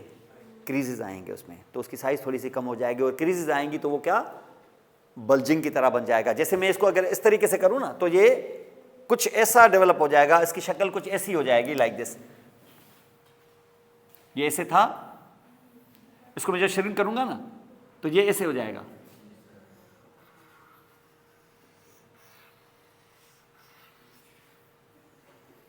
इसमें क्या आ जाएंगे? फोल्ड्स आ जाएंगे अंदर, ऐसे। आप किसी देखें ना, आप किसी भी पाइप को थिन को करके ऐसे करें, उसके पाउचेस से बन जाएंगे ना यहां पर। इसमें ऐसा होता है, किसकी कंट्रैक्शन से? लॉन्गिट्यूडनल वो टीनिया कोलाई जो है उनके कंट्रैक्शन की वजह से ये। अब क्या सिर्फ से इस तरीके से होंगे कि इसका जो अंदर से ल्यूमन का ये जो म्यूकोजा है, इसके भी फोल्ड बनेंगे अंदर, इसके भी फोल्ड बनेंगे। और ये म्यूकोजा ही नहीं, इसमें अंदर मस्कुलेचर भी होगा, ये सब कुछ होगा यहां पर। अब इसमें जो काइम आ गया, जो अब फीसिस बन गए, क्योंकि यहां रुकेंगे तो उसका वाटर एब्जॉर्ब होगा, तो वैसे ही सॉफ्टर रहेंगे कि थोड़े हार्डर हो जाएंगे, हार्डर हो जाएंगे। और हार्डर हो जाएंगे तो क्या सिर्फ ये पूरा कॉलम का कॉलम हार्डर कॉलम होगा फीसिस का, कि वो टुकड़ों में बट जाएंगे, क्योंकि अंदर फोल्ड्स हैं। अगर ये हार्ड फीसिस का पूरा कॉलम होता और उसको आगे पुश किया जाता, तो वो टर्निंग में इसको आसानी न मिलती, डिफिकल्टी होती। तो नेचर ने उसको क्या किया है? पीसेस में कन्वर्ट किया है। तो पीसेस में जो कन्वर्ट करेगा तो आराम से वो टर्न हो जाएगा, क्योंकि ये टर्न होना है, असेंड करना है, ट्रांसवर्स जाना है, डिसेंड करना है, तो वो आसानी से टर्न हो जाएगा। तो ये ऐसे ही हो जाएगा जैसे ट्रेन होती है ना, ट्रेन के डब्बे होते हैं, बीच में उनको गैप होती हैं। अगर इसी ट्रेन को मैं कंटिन्यूस कॉलम बना दूं तो फिर, या ऐसी ट्रक जैसे बड़ा सा ट्रक होता है, अगर उसको थोड़ा सा पीसेस से बना दें तो जैसे घूम के निकल जाएगा किसी स्पेस से। लेकिन उसको अगर मैं पूरा सा यूं समझो कि 40 फीट का लंबा एक पूरा का बनाऊं जिसमें बीच में गैप ना हो, तो क्या टर्न ले सकेगी वहां से? क्या? तो नेचर ने देखे क्या डिजाइन बनाया, ये अंदर से ऐसे कंपार्टमेंट्स कर दिया है उनको, ताकि ये ड्राई जब हो जाए तो आगे से जब पुश हो तो आसानी से गुजर जाए यहां से। तो इसका मकसद है कि टीना कोलाई की इस हरकत की वजह से उसका शेप क्या वही कंटिन्यूस रहा जैसे स्मॉल इंटेस्टाइन है कि उसके बल्जिंग्स बन गई हैं, ये पाउचेस बन गए हैं, इनको हम कहते हैं सेक्यूलेशंस, सेक्यूल्स। तो दूसरा फीचर क्या हुआ इसका, सेक्यूलेशंस। वैसे इन सेक्यूलेशन को हम एक और भी नाम देते हैं, इनका नाम होता है हास्ट्रा, और इस प्रोसेस को कहते हैं हास्ट्रेशंस, हास्ट्रेशन। तो दीज आर दी हास्ट्रा। ये क्या है, ये पाउच लाइक बल्जिंग्स हैं किसकी, लार्ज इंटेस्टाइन की। तो कोलन का एक बड़ा फीचर ये भी है। अब दूसरी चीज देखें इसमें, तुमने टीना कोलाई को ऐसे कंट्रैक्ट करके ऐसे करके, अब देखें पाउच बना। अब देखें ये स्वेटर है, जैसे ये इसकी वाल है, मैंने वाल को अगर थोड़ा सा कंट्रैक्ट करने की कोशिश की, पाउचेस बने कि नहीं, तो ये पाउचेस तो बने, लेकिन इस wall of the small large intestine के ऊपर पेरिटोनियम भी तो चढ़ा हुआ होगा ना। कौन सा पेरिटोनियम, विसरल पेरिटोनियम। तो ये विसरल पेरिटोनियम इसके ऊपर चढ़ा था।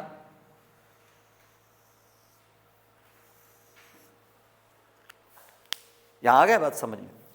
अगर तुमने इस फॉर एग्जांपल 2 फीट के लार्ज इंटेस्टाइन को ऐसे किया, तो वो 2 फीट से कितनी साइज का हो जाएगा, कितनी लेंथ का रफली, हाँ 1.5 फुट का समझ लो, चलो ऐसे करके।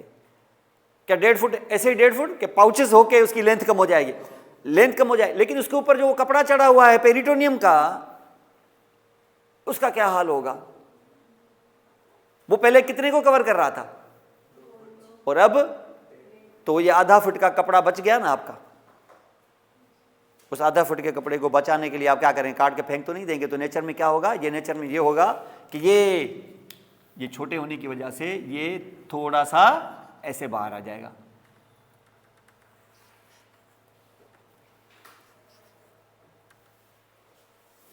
क्यों, ये एक्स्ट्रा है ना, ये एक्स्ट्रा क्यों हुआ, वो छोटा हो गया ना, इस वजह से एक्स्ट्रा हो गया। तो छोटे छोटे टैग्स लटक रहे होंगे कि नहीं, और इन छोटे छोटे टैग्स में क्या फंसा हुआ होगा, फैट, चर्बी। इनको हम कहते हैं यहां पर अपेंडिक्स। ये वो अपेंडिक्स नहीं है, लेकिन शक्ल तो उसकी अपेंडिक्स जैसी है ना, उतना बड़ा नहीं है यार, ये तो ऐसे 1-1 सेंटीमीटर के छोटे छोटे टुकड़े लटके होंगे। लेकिन अगर इनमें हाथ पकड़ोगे तो थोड़े से सॉफ्ट फील होंगे। क्या है, अंदर फैट भरा हुआ है, और फैट को कवर कौन कर रहा है, पेरिटोनियम। इसलिए हम इनको कहते हैं अपेंडाइसिस। लेकिन हम इनको कहते हैं अपेंडाइसिस क्या, एपिपोलाइक अपेंडाइसिस। एपिपोलाइक जो है ना वो पेरिटोनियम के लिए पड़ता है, एपिपोलाइक अपेंडाइसिस। ये सिर्फ किसके फैटी टैग्स हैं, पेरिटोनियम के, बस और कुछ नहीं है इनमें, अंदर सिर्फ फैट भरा हुआ है। और ऐसी चीज कहां नजर आएगी आपको, ऐसी चीज हम नजर आएगी जहां ये हरकत हुई होगी। कौन सी, ऐसे कंप्रेस होना। तो ऐसे कंप्रेस होने से बाहर ये फोल्डिंग बन गई पेरिटोनियम की, अपेंडाइसिस एपिपोलाइकी कहते हैं इसको। और अंदर फोल्डिंग्स बन गई म्यूकोजा और सब म्यूकोजा वगैरह की, तो थिकनिंग हो गई, तो ये पाउचेस की तरह हो गया। तो टीनिया कोलाई, हास्ट्रेशंस और अपेंडाइसिस एपिपोलाइकी, ये 3 फीचर्स नजर आ जाएं, टिक कर लो कि ये लार्ज इंटेस्टाइन होगा। स्मॉल और लार्ज के बीच में ये 3 डिफरेंसेस तो ये हैं बाहर से, बाकी अंदर से काटोगे तो ल्यूमन बड़ा फला फला, ये तो ये 2-3 जो फीचर्स हैं ये स्मॉल और लार्ज इंटेस्टाइन में ये हमेशा पूछते हैं यहाँ पर। अब यहाँ पर हम देखें एक और चीज जो बड़ी इंपॉर्टेंट है। अगर ये हैं टीनिया कोलाई, फिर ये हास्ट्रेशंस और फिर अपेंडाइसिस एपिपोलाइकी, तो यहां से हमने क्या किया था, यहां से आपने टीनिया कोलाई यहां से हमने दिखाए थे आपको, ये टीनिया कोलाई है। कितने bands, 3 bands, 1 anterior and 2 posterior. ये 3 फीचर्स तो आपने यहां पे देखे। तो क्या ऐसे 3 फीचर्स क्या सिर्फ कोलॉन्स में होंगे कि सीकम में भी होगा? क्या ऐसे 3 फीचर्स कोलॉन सीकम में होंगे कि अपेंडिक्स में भी होगा? ठीक है, अपेंडिक्स में ये नहीं होगा, हालांकि वो लार्ज इंटेस्टाइन का हिस्सा है। अब अपेंडिक्स में क्यों नहीं होगा, ये आप यहां पे देखो। अब ये 3 चीजें जो आपने देखी थी, ये हर जगह आपने देखी। ये क्या, ये कि सर्कुलेशंस बनी हुई हैं, ये कंपार्टमेंटल आपका हो गया सेक्यूल्स, और ये आपने देखी टीनिया कोलाई, और छोटे छोटे ये टैग्स हैं। तो ये अपेंडाइसिस एपिपोलाइकी, ये सारी चीजें यहां नजर आ गई आपको। अब अगर हम यहां थोड़ी सी नजर डालें ना अपने अपेंडिक्स पे, तो क्या अपेंडिक्स में तुम्हें सर्कुलेशन नजर आ रही है? क्या यहां टीनिया कोलाई नजर आ रहे हैं? और इसके साथ साथ यहाँ पे सर्कुलेशन भी नजर नहीं, वो तो लार्ज इंटेस्टीन लग ही नहीं रहा है। क्या शक्ल बिल्कुल स्मॉल इंटेस्टीन जैसी स्मूथ नहीं है क्या इसके पास? बिल्कुल है। तो यहाँ पर देखो, अगर टीनिया कोलाई यहाँ है, यहाँ नहीं है, तो क्या यहाँ लॉन्गिट्यूडिनल मसल्स नहीं है क्या?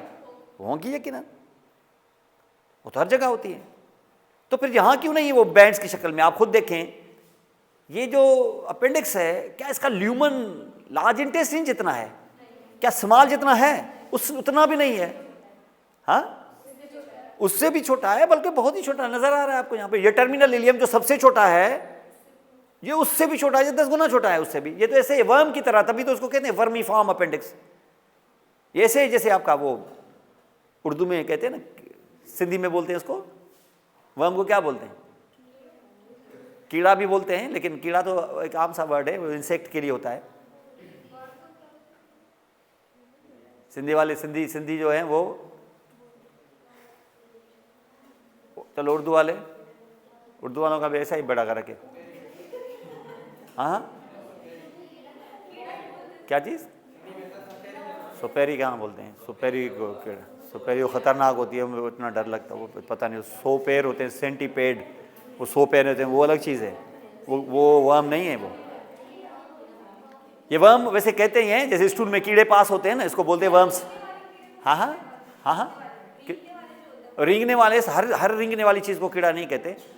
आप कभी ऐसा ना हो कि कभी सांप को कीड़ा कह दो तो वो फिर आपको दिखा दे कि वो क्या है। हर रेंगने वाली चीज़ कीड़ा नहीं होती, कुछ चीज़ें कीड़े से ज़्यादा भी होती हैं। ऐसे नहीं कि आप सांप को कीड़ा समझ के उसको ऐसे ऐसे बोलो जैसे, तो आपको मज़ा चखा दे। कीड़ा नहीं है, वर्म कीड़ा नहीं होता। वर्म वो एक्चुअली सांप बड़े को कहते हैं ना, तो ये वर्म जो है इसको मैं भी भूल गया, उर्दू में इसको कहते हैं केचवा। क्या? कलछला कहते होंगे, ये तो बहुत गाड़ी से उर्दू है, लेकिन यह है कि उसको केचवा बोलते हैं। ये बड़ी कंसंट्रेटेड उर्दू आपने बोली है, वो वाली जो खुद आपको भी समझ में नहीं है, वो वाली, इसको केचवा बोलते हैं। वो कहते हैं ना कि मच्छी, आपने देखा होगा ये, वो खास तौर पे कुंडी से जो मछलियाँ पकड़ते हैं, तो मछली के आगे से वो जो कुंडा लगा होता है ना, हुक, उसके अंदर वो केचवा डाल देते हैं ताकि मछली उसको खाने के लिए आए और उसको हलक में लग जाए वो कांटा। तो उसमें कहते हैं ना कि मछली को पकड़ने, ये बाकायदा प्रोवर्ब भी है ये, मछली को पकड़ने के लिए केचवे का इस्तेमाल करना, मतलब मछली को पकड़ने के लिए केचवे की कुर्बानी देनी पड़ती है। मतलब किसी को लालच दो केचवे की तो मछली आ जाएगी, तो मछली का फ़ायदा लेना है तो केचवे की प्राइस देनी होगी आपको। कहते हैं कि there is no free lunch. जो भी चीज़ें आपको कुछ हासिल करने के लिए कुछ कुर्बानी देनी पड़ती है आपको। तो ये जो है यहाँ पर, या तो आप देखें आपके लॉन्गिट्यूडिनल मसल से कि ये 1000 का बैंड जो है, ये जो 1000 का बैंड है लॉन्गिट्यूडिनल मसल्स का, आप इसको थोड़ा सा देखो, आप इसको तो आप समझ में आ जाएगा कि इसकी इंपॉर्टेंस क्या है।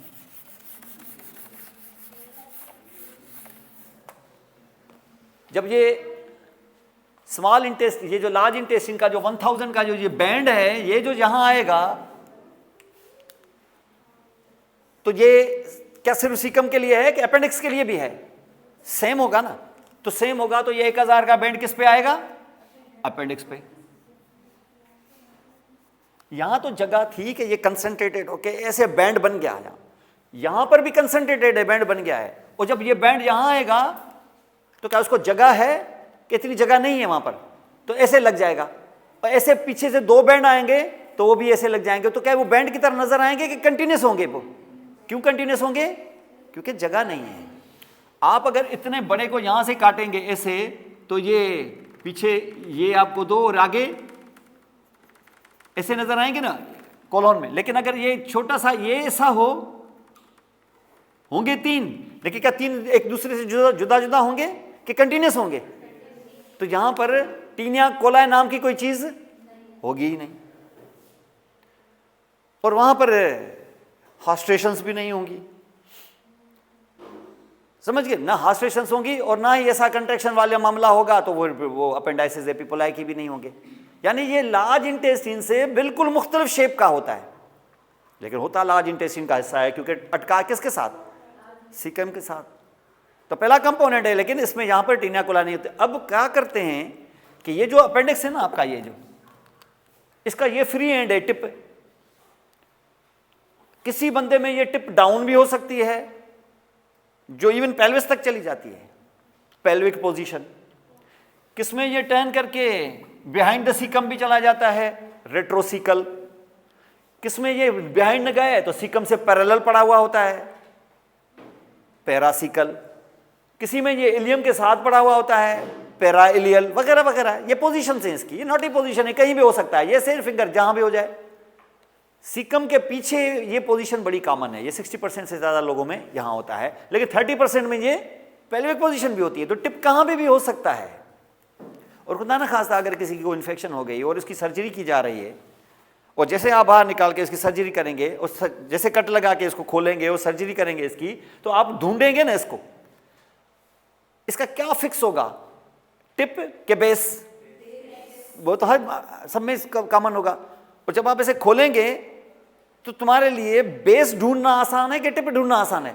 तो टिप को तो ढूंढ ढूंढ के आप थक जाएंगे, पता नहीं कहाँ है ये, चाहे 8 तो पोजीशन है इसकी। तो इसको हम टिप को, और टिप जो है ये जिसका बेस है, हमें पता है ना कि ये सारे टीनिया कोलाए कहाँ के जमा होते हैं, कहाँ, बेस पर, सारे उधर ही जाते हैं ना, to become continuous with the. तो इसका मकसद ये हो गया कि जब तुम सर्जरी करोगे तो इसके बेस को ढूंढने का बेस्ट तरीका क्या है, टीनिया कोलाए को देखो, कौन सा वाला नजर आएगा, एंटीरियर वाला, उस पे फिंगर रखो और उसके रास्ते पे चलते जाओ, तुम्हें कहां ले जाएगा, ये बेस पर। और ऐसे फिंगर ला के बेस को ऐसे जो निकाल लोगे तो टिप निकल आएगी बाहर, भाई पूरा निकल आएगा ना ऐसे। यहां तुम ऐसे करते करते यहां पहुंच जाओगे, ये रास्ता उधर, ये सर्जन गाइड कहलाती है, जिसका guide of the surgeon. Surgeon tip को नहीं ढूंढता, वो टिप को ढूंढेगा तो 1 घंटा तो उधर ही गुजर जाएगा और पेशेंट उठ के खड़ा हो जाएगा कि मुझसे क्या हो रहा है ये। वो सर्जरी में इतना टाइम थोड़ा ही होता है यहाँ पर। तो इस तरीके से कट लगाया और कट लगा के उसने क्या किया, ऐसे ढूंढ के ऐसे निकाल लिया, 2 मिनट भी नहीं लगेंगे उसको। और टिप का पता ही नहीं चलेगा कि टिप है किधर, कि पीछे है कि इधर है कि उधर है, कि अपेंडिक्स से नीचे लटका हुआ है, और नीचे लटका हुआ तो पेल्विस में लटका हुआ होगा ना, क्योंकि यहाँ से आपको पता है ये आपका इलियकस, इलियकस के बाद तो आप सीधा पेल्विस से नीचे आ जाता है। तो ये पेल्विक पोजीशन कहलाती है। 25% लोगों में पेल्विक पोजीशन होती है, बाकी मिक्स होके। ये आपको अपेंडिक्स के जो टिप है ना, उसकी वेरियस पोजीशंस आपसे पूछी जाती हैं। और ये टीनिया कोलाए और ये सिलसिले आपको यहाँ इस तरीके से, और ये सीकम और ये अपेंडिक्स और यहाँ। अब यहाँ पर देखें, ये वेल्व मैंने बताया था ना, इसका क्या काम होता है कि ये जो काइन यहाँ आया है उसको बैक फ्लो उसको ना करा सके, तो ये वेल्व है। तो इसका क्या करता होगा, वेल्व का क्या काम होता होगा, बैकवर्ड फ्लो को रोकेगा। लेकिन जाके अंदर देखते हैं तो ये रोकता ही नहीं है। ये इसने अपने ऊपर ऐसे नाम रखा हुआ है, valve, I am the valve. और पता चलेगा कि ये रूडिमेंट्री वेल्व है, ये दिखाने का वेल्व है, ये दिखाने के दांत हैं, ये किसी काम के नहीं है, ये खाने के नहीं है, ये वेल्व है। हमने वेल्व तो बड़े एफिशिएंट देखे हुए हैं वहाँ पर, आपने देखा माइट्रल वेल्व का अंदाजा लगाया कितने दुनिया में कितने मशहूर हैं ये, बचपन से हम नाम सुनते हैं, माइट्रल वेल्व तो फला, वो बड़े एफिशिएंट होते हैं, वो एक ड्रॉप नहीं पीछे भेजने देते। ये ऐसे दिखाने का वेल्व है। तो आप कहेंगे ये जो अंदर ये फीसिस वगैरह जो गंदगियाँ आई हैं ये फिर वापस भी चली जाती होंगी, नहीं नहीं, ऐसा भी नहीं है। तो इसका मकसद है कोई और अरेंजमेंट होता होगा। ये देखने के वेल्व है, ये ऐसे नहीं है कि जैसे वापस जाएगा तो ये बंद भी हो जाएगा और कुछ भी नहीं छोड़ेगा पीछे, ये ऐसा नहीं है। ये है जरूर इलियोसिकल वेल्व, लेकिन यहाँ बैक फ्लो को ये नहीं रोकेगा, कोई और रोकेगा आके। कौन रोकेगा, ये एक और अरेंजमेंट होगा। और अरेंजमेंट क्या होगा कि ये जो टर्मिनल इलियम है ना आपका, ये क्या इसके बाहर जो है वो क्या सर्कुलर एलांगुलर मस्कुलेचर नहीं है क्या, इसमें कंटिन्यूस है क्या, इसका सर्कुलर नहीं है वह, ये जो सर्कुलर है ना, ये सर्कुलर यहां पर बड़ा थिक है, ऐसे ही थिक है जैसे तुमने स्टमक में देखा था। और उधर तुमने एक बनाया था ना बड़ा खतरनाक स्फिंक्टर, ऐसे जैसे लोहे जैसा पायलोरिक स्फिंक्टर, ऐसा ही इधर भी है। अंडरस्टैंड, इसका यहां ये भी है पायलोरिक स्फिंक्टर, बड़ा अच्छा। आपने, आपका नाम, आपके कितने नंबर थे टेस्ट में? 33, नॉट बैड, 33 भी अच्छे हैं, it's not bad, something about 30 is very good, अच्छे हैं। 33 तुम जा सकती हो, 40 के ऊपर 40 भी क्रॉस कर सकती हो। तो द थिंग इज दैट अब कहां से आपने स्टार्ट किया, अब एक और स्फिंक्टर आ गया है। ये भी बहुत इंपॉर्टेंट स्फिंक्टर है, और इसका भी मस्कुलेचर इतना थिक है तो इसका टोन भी ठीक ठाक होगा और ऐसे क्लोज होगा। तो ये जो फूड यहाँ से ऐसे घूमते घूमते यहाँ आया था, 20 फीट की लंबी जर्नी करके इधर रुकेगा आके। दरवाजे ने रोक दिया, किसने? स्फिंक्टर ने। कहाँ मौजूद है? इलियम और सीकम के बीच में। अब ये वेल्व नहीं है, ये बाकायदा एक स्फिंक्टर है, इसको हम कहते हैं इलियोसिकल स्फिंक्टर। ये बैकफ्लो रोकता है, वेल्व नहीं रोकता, वेल्व दिखावे का है। तो जहां से ये कब, पहले आप कहेंगे सर रोकता बाद में, पहले छोड़े तो सही। ये टोन ऐसे कंट्रैक्टेड होगा क्या? नहीं, ये होगा, ये आस्ता आस्ता खुलेगा, ये आस्ता आस्ता मतलब इंटरमिटेंटली खुलेगा, ऐसे फिर बंद हो जाएगा। और ऐसे खुलने के चांस में थोड़ा दरवाजा खुला, वो जो बाहर लोग थे 6 अंदर आ गए, फिर दरवाजा बंद, और फिर हम देखेंगे 6 जो है वो सेटल हो गए, तो फिर दरवाजा खोलेंगे 6 8 और अंदर। तो ये आस्ता आस्ता टोनिकली क्या करता है, खुलेगा फिर बंद, खुलेगा फिर बंद, ऐसे होते होते थोड़ा थोड़ा काइम जो है वो फीसिस की शक्ल में इधर आता रहेगा, आता रहेगा, आता रहेगा। और जो आता रहेगा तो वापस नहीं जा पाएगा, क्यों? क्योंकि ये स्फिंक्टर बंद हो गया। तो असल जो बैकफ्लो रोकने वाला है वो है इलियोसिकल स्फिंक्टर रादर देन के वेल्व। अब आप ऊपर देखें, और उधर स्टमक की एंड पे कौन सा स्फिंक्टर लगा हुआ था? Pyloric sphincter. और इंटेस्टाइन के एंड पे क्या लगा हुआ है? Ileocaecal sphincter. स्टमक की एंड पे लगा था पाइलोरिक, तो आप कह सकते हो ना कि इंटेस्टाइन के बिगिनिंग पे लगा था पाइलोरिक, क्योंकि पाइलोरिक के स्फिंक्टर के उस तरफ क्या है? ड्यूडेनम। तो हम कह सकते हैं ना कि पाइलोरिक स्फिंक्टर से लेके इलियोसिकल स्फिंक्टर तक के इस बीच के रास्ते का नाम है स्मॉल इंटेस्टाइन, जिसमें ड्यूडेनम भी है, जेजुनम भी है और अब इलियम भी है। पाइलोरिक स्फिंक्टर से क्या शुरू हो गया? स्टमक खत्म, तो क्या शुरू? ड्यूडेनम शुरू, इंटेस्टाइन का पहला इंच ड्यूडेनम शुरू, और इलियोसिकल स्फिंक्टर पे क्या खत्म? स्मॉल इंटेस्टाइन खत्म। तो ये पूरा जितना भी 21 फीट का लंबा आपने देखा, ये इस तरीके से यहां पर आपको मिलता है। और इसके बाद आप देखें कि ये आप फीचर्स आपने तो सीकम, अपेंडिक्स में क्या चीज, वो कहां लगा हुआ है, किस तरीके से, क्या उसके फीचर्स हैं और क्या उसकी टिप की पोजीशंस हैं। और उसके बाद आपने सीकम देखा, और सीकम किस तरीके से उसकी रिलेशंस क्या थी। उसके बाद आपने कोलोन देखा, और ये कोलोन क्या है? ये असेंडिंग कोलोन है, जैसे आप यहां पे देख रहे हो, ये असेंडिंग कोलोन है। और असेंडिंग कोलोन ऊपर उठते उठते कहां के स्ट्राइक करेगा? इसको लिवर रोकेगा, क्योंकि यहां क्या है? लिवर है। तो ये लिवर के विसरल सरफेस को रुके ऐसे करेगा। अब करेगा तो फिर तो आगे जा नहीं पाएगा, तो यहां से टर्न ले लेगा। ये देख रहे हैं आप, ये देखें टर्न ले लिया। किसके नीचे से टर्न लिया है? लिवर के नीचे से, क्योंकि यहां क्या उठाया है मैंने? यहां से लिवर उठाया है, तो लिवर के नीचे से टर्न लिया। तो एक क्या क्रिएट हो गया? फ्लेक्सर क्रिएट हो गया, फ्लेक्सर बैंड। किसके नीचे? तो इसको कहते हैं हेपेटिक फ्लेक्सर। तो सीकम के एंड से लेके हेपेटिक फ्लेक्सर तक के इस सफर का नाम है असेंडिंग कोलोन। और अब जो आपने टर्न ले लिया तो फिर तो ट्रांसवर्सली जाएगा, और उसके बाद जब तक ट्रांसफर चले फिर टर्न लेगा एक और ये असेंडिंग, फिर डिसेंडिंग कोलोन होगा। ये जो आपको ये ट्रांसवर्स कोलोन यहां से काटा है, ये चलते जाएं यहां से एक और टर्न।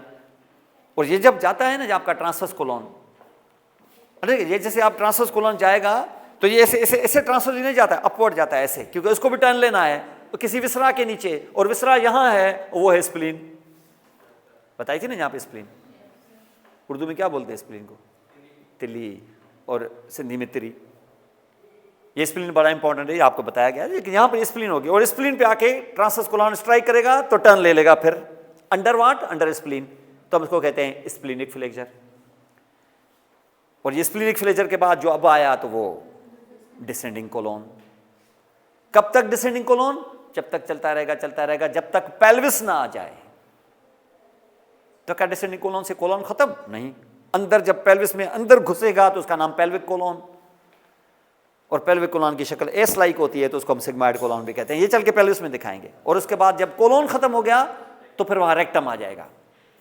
आप कहेंगे मुझे कैसे पता चलेगा कोलोन खत्म रेक्टम शुरू? वो भी लार्ज इंटेस्टाइन है, वहां फिर उसका शेप थोड़ा सा चेंज होगा। लॉन्गिट्यूडल मसल वहां भी कंटिन्यूस होंगे, कुछ अलग उसकी एनाटॉमी हो जाएगी, तो पता चल जाएगा, उसके फीचर्स ही चेंज हो जाएंगे,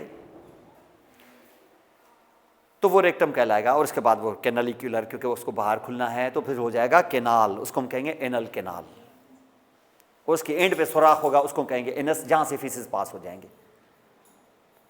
और इस पूरे रास्ते के अंदर रेक्टम को थोड़ा पाउच लाइक किया है ताकि फीसेस यहां जमा हो और एक टाइम पर उसको बाहर पास किया जा सके। और कोलोन ये सारा लार्ज इंटेस्टाइन है जहां एब्जॉर्प्शन होगी वाटर की खास तौर पे। अब क्योंकि फ्लेक्सर दो बने हैं, लिवर खासा नीचे है, तो असेंडिंग कोलोन की लेंथ इतनी ज्यादा नहीं होगी, ट्रांसवर्स की काफी होगी और डिसेंडिंग की असेंडिंग से ज्यादा बड़ी होगी। क्यों? क्योंकि ये ऐसे ऑब्लिक के काफी ऊपर से शुरू हुआ है, क्योंकि स्प्लीन बहुत ऊपर है। और उसके बाद जैसे चलता रहा, अब देखिए यहां से असेंडिंग हिस्सा क्या पूरा कोलोन है कि असेंडिंग हिस्से में 3-4 इंच पहले सीकम में, बाद में कोलोन है? इस तरफ सीकम नहीं है। अगर यहां सीकम है 5 इंच का और असेंडिंग कोलोन है 7 इंच का, तो इधर डिसेंडिंग कोलोन कितने इंच का होना चाहिए? 5 और 7 12। भाई यहां देखो, यहां ऐसा है, समझ लो थोड़ी देर के लिए कि caecum is also ascending colon, क्योंकि उसमें भी तो असेंडिंग हो रहा है ना।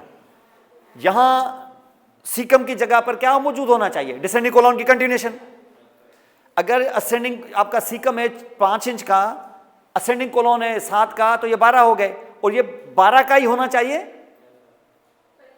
Descending colon. वहां जाके पता चला कि ये 12 का नहीं, ये 14 का है, तो ये 2 इंच एक्स्ट्रा कहां से आ गए? क्योंकि ये बहुत ऊपर से शुरू हुआ है, क्योंकि स्प्लीन यहां है, तो वो 2 इंच और भी शामिल कर दें इसको, तो मिला के फिर ये 12 भी नहीं 14।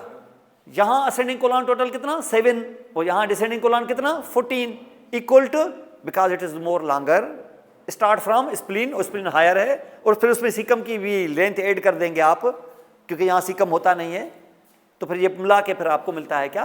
ये मिला के आपको मिलता है इतना डिसेंडिंग कोलोन। और ये डिसेंडिंग कोलोन अगर 14 का है और ये अगर 6-7 का है, तो ट्रांसवर्स इन दोनों की लेंथ से बड़ा है, एक क्रॉस है ना जैसे, और ये से बैंड भी होता है इसके अंदर, तो सीधा करेंगे ना तो इन दोनों कोलोन की लेंथ से बड़ा होगा, मतलब दोनों के टोटल से बड़ा नहीं कह रहा हूं, मैच करोगे इससे भी बड़ा, इससे तो वैसे ही बड़ा होगा, इससे भी बड़ा, जो इससे बड़ा होगा तो इससे तो बड़ा होगा ही। तो transverse is much larger, much longer rather. और ये स्ट्रक्चर्स इस तरीके से यहां पर आपको मिलते हैं। और ये कुछ एरियाज आपने यहां पर देखी, यहां पर आपने 3, 4, 5 आर्गन्स को अच्छे तरीके से किया, उसमें से एक अपेंडिक्स है, उसका स्ट्रक्चर देखा आपने, खासतौर पर इसकी टिप्सी पोजीशंस भी आपको दिखाई, कहाँ वो अटैच है, क्या है। सीकम आपने देखा, उसके रिलेशंस वगैरह, वो कौन सी ओपनिंग्स यहाँ आ रही हैं। लार्ज इंटेस्टाइन देखा, स्मॉल के साथ उसको डिफ्रेंशिएट किया आपने, और उसके बाद उसके पार्ट्स देखे, कोलोन के अभी 3, चौथा जाके पेल्विस में देखेंगे। तो लार्ज इंटेस्टाइन के कुछ हिस्से, 4 कोलोन्स, एक सीकम, एक अपेंडिक्स, लेकिन अभी आने वाला है रेक्टम और एनल कैनाल, वो फिर जाहिर है पेल्विस में होगा। तो आपका पूरा इंटेस्टाइन माउथ से लेके फेरेंक्स से लेके oesophagus, stomach, duodenum, jejunum, ileum, caecum with appendix also, then ascending, transverse, descending, pelvis, pelvic colon या sigmoid colon, then rectum, then anal canal, ये पूरा यहाँ पर। उससे जुड़े हुए वो हेपेटो पैंक्रियाटिको बिलियरी सिस्टम, ये जब उसके साथ जोड़ेंगे और छोटी सी स्प्लीन भी इधर लगा देंगे डेकोरेशन के तौर पे, वो भी एक बहुत इंपॉर्टेंट चीज़ है। उसका ल्यूमन फूड वहाँ से पास नहीं होगा, ल्यूमन उसका कंटिन्यूस नहीं है वहाँ से, वो ल्यूमन का हिस्सा नहीं है, वो जीआईटी नहीं है, वो जीआईटी का हिस्सा है, लेकिन उसका ल्यूमन वहाँ से पास नहीं, फूड वहाँ से पास नहीं होता। ये बड़ा सा लिम्फॉइड आर्गन है, वो हम वाल में अंदर नहीं डाल सकते, इतना बड़ा कैसे डाल देंगे, तो नेचर ने बाहर निकाल के इधर रख दिया है, और फिर ये डिफेंस करेगा आपकी, और डिफेंस करेगा पूरे बॉडी की, सिर्फ जीआईटी की नहीं, लेकिन ब्लड सप्लाई वो जीआईटी से ले लेगा। और हाँ वहाँ रहता है, ज़ाहिर है आप चौकीदार रखेंगे तो उसको खाना भी तो देंगे ना आप, ये थोड़ी है कि चौकीदार है कोई, तो हमारे फैमिली का मेंबर नहीं है, आया है आपकी चौकीदारी के लिए, ज़ाहिर है आप खाना आप ही के किचन से जाएगा। तो जहाँ जब बैठा हुआ है आपका, तो फोरगट के एरिया में बैठा हुआ है स्टमक के साथ, तो स्टमक वाली ब्लड सप्लाई ये भी ले लेगा, और सबसे ज़्यादा ब्लड सप्लाई यही लेता है, इसलिए ना कुछ ब्लड सप्लाई की ज़रूरत होती है उसको, इसलिए देता है ताकि ब्लड वहाँ जाए और जल्दी जल्दी पहुँचे, ताकि जल्दी जल्दी तुम अपने पुराने आरबीसीओं को उनसे निजात दिलवा सके आपसे, तो जल्दी जल्दी जाएगा तो ये होगा ना, इसलिए ब्लड सप्लाई बड़ी ज़बरदस्त होती है। और अगर खुदा न खासा यहाँ इंजरी में कहीं कट लग गया ना, तो इतनी ब्लीडिंग होती है रास्ते में लोग मर जाते हैं, और फौरी तौर पे अगर हॉस्पिटलाइज हो गए तो उसको लाइगेट करके बचा ले, इतनी ब्लड ज़ाया हो जाती है, क्योंकि यहाँ से ब्लड बहुत ज़्यादा पास होता है, वो बहुत बड़ी ब्लड वेसल होती है जो जहाँ जाती है। तो समझ रहे हैं कि ये आपके एक ब्रीफ इंट्रोडक्शन है आपके इससे विसरा की, लेकिन इसमें बड़ा विसरा जो है ना वो लिवर है। नेक्स्ट क्लास में हम लोग यहां पर लिवर का मॉडल लेके आएंगे और लिवर को थोड़ा सा दिखाएंगे आपको यहां पर, और थोड़ी सी हिस्टोलॉजी भी वहां मैं बताऊंगा आपको, क्योंकि हिस्टोलॉजी भी बड़ी इंपॉर्टेंट है यहां पर, क्योंकि हिस्टोलॉजी आपके सिलेबस में है। तो लिवर की हिस्टोलॉजी से ही हम स्टार्ट करके वहां पर हिस्टोलॉजी भी मैं निपटा दूंगा, और कुछ ना कुछ हिस्टोलॉजी अभी आपने देखी भी यहाँ पर जीआईटी की, एपिथेलियम तो ये तो वो फलान, ताकि आपको पता चले कि इसके लेयर्स इस तरीके से यहाँ पर होती है। तो this was your class today.